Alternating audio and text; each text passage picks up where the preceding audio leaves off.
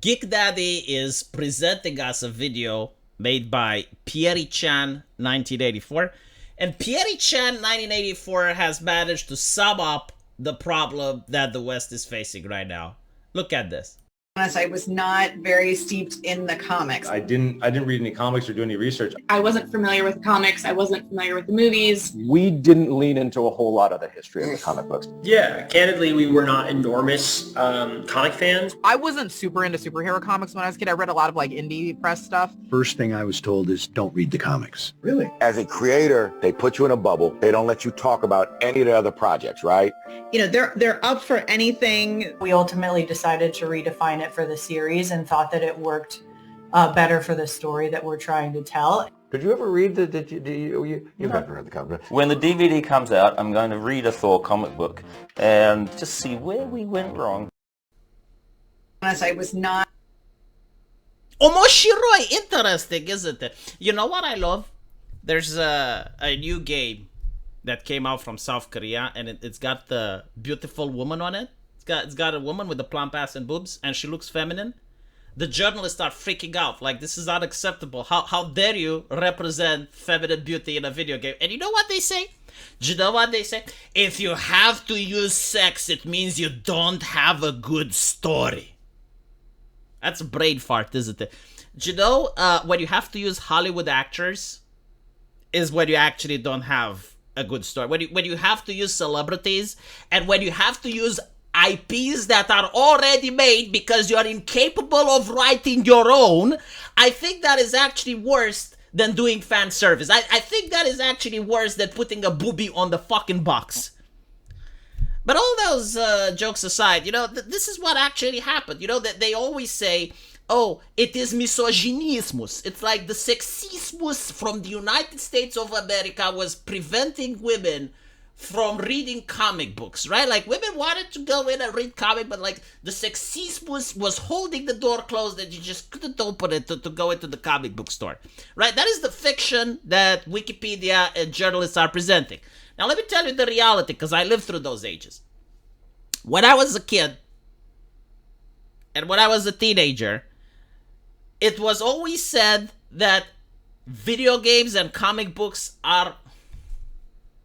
When I was 18, all the women around me told me that I need to stop playing video games. I need to stop reading comic books. Because only children play games. I'm an adult now. I have to like football and I have to like cars. And I have to talk about women nonstop. Because I grew up, okay? Games, it's in the name. Games are for children. Children play games. So it was incredibly unpopular to play video games or read comic books. If you don't believe me, there is even a movie called 40-Year-Old Virgin. It's a comedy. It's really hilarious. But in that comedy, the guy, the 40-Year-Old Virgin, he's got a collection of comic books and a collection of action figures. And the first thing that the girlfriend does is to throw them away. And that is like the sign that he finally matured. Like, he used to have a bicycle, and the woman throws away the bicycle, throws away all his toys, and that is the sign of maturity. Like, he's finally becoming a man. He finally had sex. He finally threw away his toys. He's got a car. Now he is a man. So where am I going with this? Well, comic books and video games by the popular kids were considered to be a niche thing. It was considered to be something immature. And once they started becoming mainstream, people who like never even considered picking up a comic book before, now they were like, oh, this is actually pretty good, right? It's not that bad. But they didn't like the fact that it was still immature, right? So what they wanted to do is, like, they wanted to make money. Like, they didn't care about the comic books themselves. They didn't care about the story or the lore. They just wanted to make cash. And the problem is, like, how do you make cash, right? Like, they know nothing about comic books. They genuinely don't. Like, they know everything about feminism, activism, you know, the popular things. But they don't know nothing about comics. So they hire, you know, like, writers that were activists. And the writers that were activists, like they knew everything about feminism, but they knew absolutely nothing about writing stories.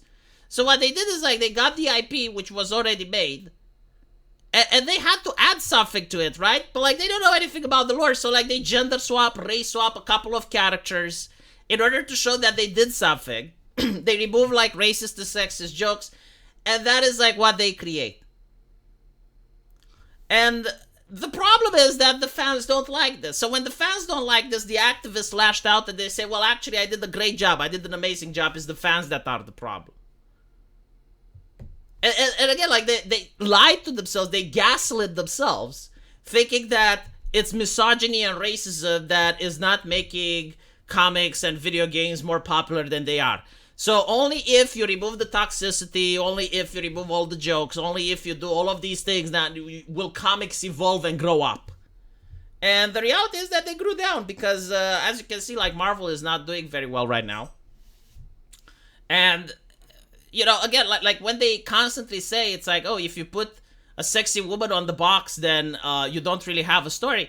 The problem is these people don't have sexy women and they don't have stories either. And I would say they don't even have Hollywood celebrities.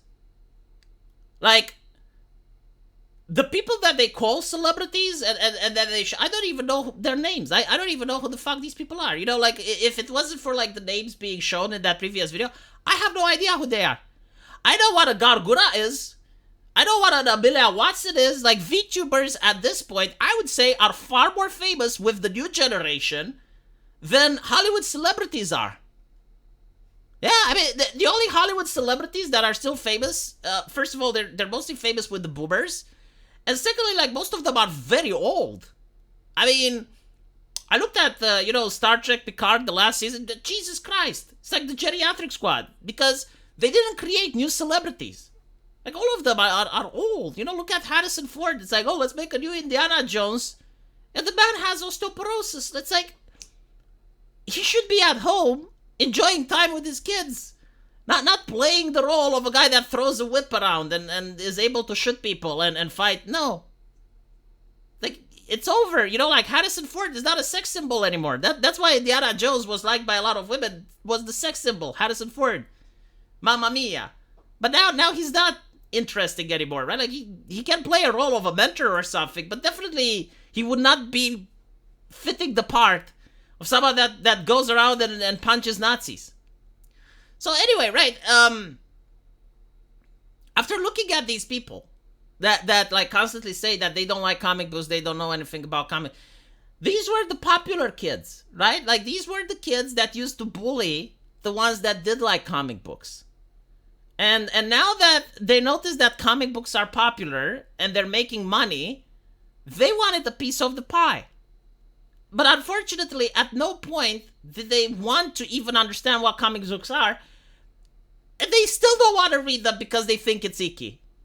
They literally think it's icky. They think it's this kind of, like, what is this stuff, right? So they take She-Hulk, and they don't know what the comic book is about. And it's like, well, it's about empowerment, right? Like, it's a woman, it's empowerment. They assume. They stereotype. That's what they do. They think like, oh, She-Hulk is popular because it's a strong, independent woman, right?